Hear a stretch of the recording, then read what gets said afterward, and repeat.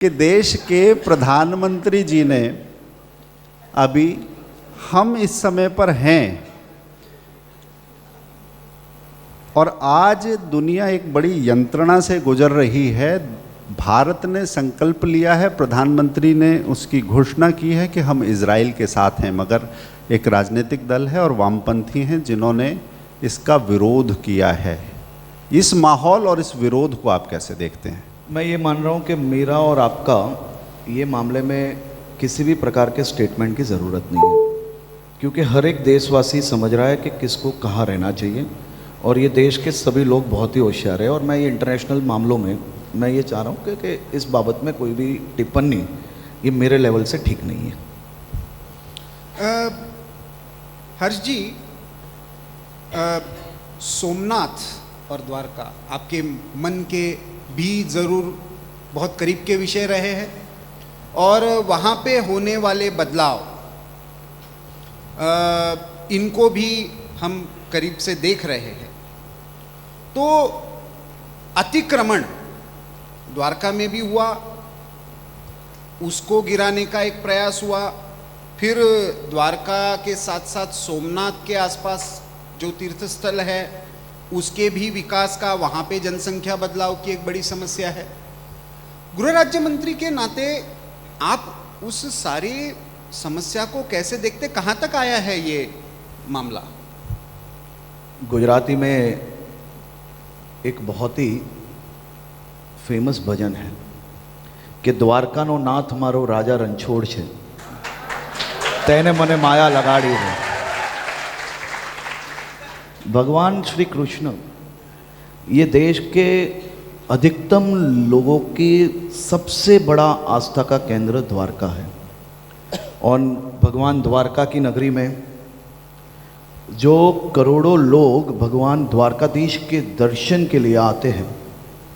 उनकी व्यवस्थाओं के लिए सरकार ने जो जगह इन फ्यूचर कहीं पे भोजनशाला, कहीं पे धर्मशाला, कहीं पे म्यूज़ियम,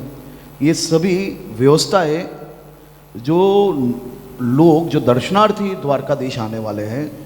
वो जगहों पे कई लोगों ने कई समय से अवैध अतिक्रमण जब किया, तो मैं ये मान रहा हूँ कि सरकारी ज़मीन पे जो लोगों की हक की ज़मीन है, जो लोगों की व्यवस्थाओं की ज़मीन है, उस पे अतिक्रमण करने वाले एक भी व्यक्तियों को हम नहीं छोड़ते और हमने उस पर कदम उठाए हैं। हमने भगवान द्वारकाधीश की नगरी में जो भी अतिक्रमण था, आसपास के क्षेत्र में जो भी अतिक्रमण था, उसको हटाया है। ये अतिक्रमण में कई घर ऐसे भी निकले जिसमें पाकिस्तान, ईरान, अफ़गानिस्तान, वहाँ से भारत में जो ड्रग्स घुसाने की कोशिश की जाती थी, उसका लैंडिंग पॉइंट और उसका स्टोरेज पॉइंट वो घर निकले हैं जो अवैध थे, उसको हटा लिए गए हैं और ये देश के हित में, देश की सुरक्षा में ये निर्णय लिया गया है। और मैं मान रहा हूँ कि इससे हमारा समुद्र तट और भी सुरक्षित हुआ है। भगवान शिव जी का ये प्राचीन मंदिर, भगवान सोमनाथ जी जहाँ विराजमान हैं,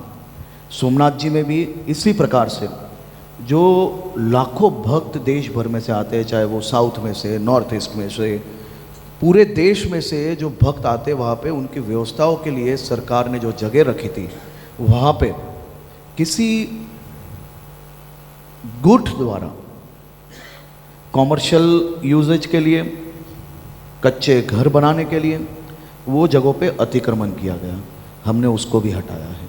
हमने लोगों की व्यवस्था के लिए, लोगों के हक की जगह थी और वो लोगों के हक के लिए हम ये व्यवस्थाएं आने वाले दिनों में वहाँ पे भूपेंद्र भाई पटेल की सरकार वहाँ पे व्यवस्था खड़ी करेगी और भूपेंद्र भाई पटेल की सरकार पूरी ये विषय में बहुत ही गंभीरता से काम करती है और आने वाले दिनों में सरकारी जगहों पे किसी भी प्रकार का अतिक्रमण किया जाएगा